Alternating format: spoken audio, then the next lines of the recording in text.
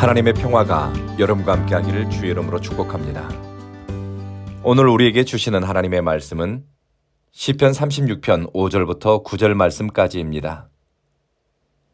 영혼이 건강한 사람은 일상의 작은 것, 사소한 사건 속에서도 하나님의 임재를 경험합니다. 빈 하늘을 보아도 그것에 충만한 하나님의 임재를 깨닫고 부는 바람, 흔들리는 나뭇가지 속에서도 창조 세계의 질서를 놓으신 하나님을 떠올립니다. 시편 36편은 쫓기는 자가 드린 기도라고 지난번에 말씀드렸습니다. 대적에게 쫓기고 불리한 상황에 쫓기고 현실의 문제와 어려움에 쫓기는 사람의 마음에는 여유가 없지요.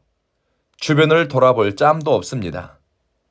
상황과 문제에 등 떠밀려 호랑이 등에 올라탄 듯 이러지도 저러지도 못한 채 밀려갑니다.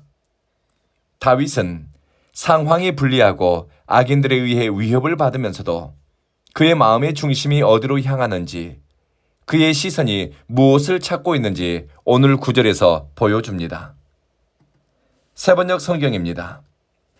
주님의 한결같은 사랑은 하늘에 가득 차 있고 주님의 미쁘심은 궁창에 사무쳤나이다. 주님의 의로우심은 우라함한 산줄기 같고 주님의 공평하심은 깊습니다. 주님의 한결같은 사랑이 어찌 그리 값집니까? 사람들이 주님의 날개 그늘 아래로 피하여 숨습니다. 다윗은 제사장이 아니었으나 그의 마음은 언제나 가장 거룩하고 구별된 하나님의 임재가 있는 곳으로 향했습니다. 단순히 성전, 성소, 성마 이런 장소적인 개념이 아닙니다. 하나님의 임재를 경험하고 하나님과 사랑의 소통이 일어나는 자리, 장소, 때입니다. 성직자가 아니었으나 스스로를 하나님의 종이라고 다윗은 불렀습니다. 왕이요, 정치 지도자였던 다윗은 하나님의 종으로 불리는 것이 얼마나 영광스럽고 값진 것인 줄 알고 있었습니다. 종이라는 단어의 히브리어 뜻은 일하다, 섬기다, 봉사하다라는 의미를 가지고 있다고 합니다. 다윗은 하나님을 섬기고 주님을 위해 일하는 것을 명예롭게 여겼습니다. 주님을 높이고 자신을 낮추는 데서 자신의 영광을 발견했습니다. 주님을 위해 부림받고 주님을 위해 기회와 시간을, 물질을 내어드릴 수 있는 것을 귀하게 여겼습니다. 마음이 겸손하니 하나님의 뜻이 온전히 담기고 마음을 낮추고 자신을 낮추니 피조물들 가운데 드러난 하나님의 영광이 섭리가 눈에 들어왔습니다. 그래서 노래합니다. 주님의 한결같은 사랑이 하늘에 가득합니다. 그리고 9절 말씀을 세번역 성경으로 읽어드리겠습니다. 생명의 샘이 주님께 있습니다. 우리는 주님의 빛을 받아 환히 열린 미래를 봅니다. 얼마나 아름다운 말씀이고 기도 언어인지요. 여러분을 두렵게 하고 근심하여 잠들지 못하게 하는 문제, 육체의 질병으로 인한 두려움을 마주할 때 주님, 생명의 샘이 주님께 있습니다. 생명의 원천이 되신 주의 이름을 부르며 은총을 구합시다. 그리고 사망의 음침한 골짜기를 통과하고 있는 분은 주님의 빛을 받아 환히 열린 미래를 보고 싶다라고 기도를 올려드립시다.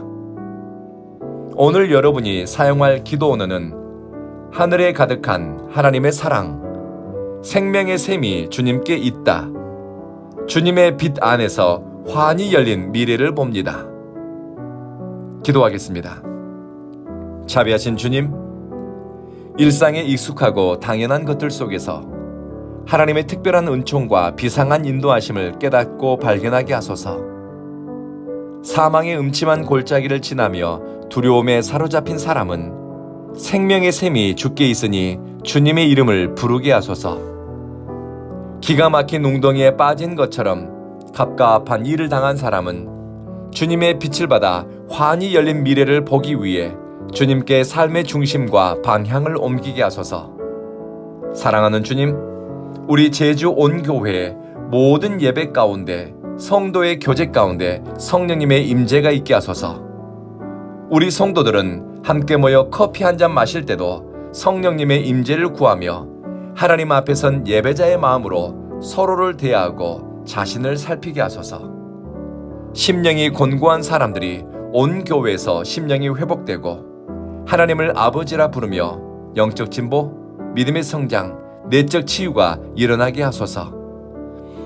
우리 교회의 모든 예배 가운데 은혜가 있고 말씀이 생각과 의식의 변화를 가져오고 선한 뜻과 의지가 삶의 변화로 이어지는 교회가 되게 하소서. 예수님 이름으로 기도합니다. 아멘.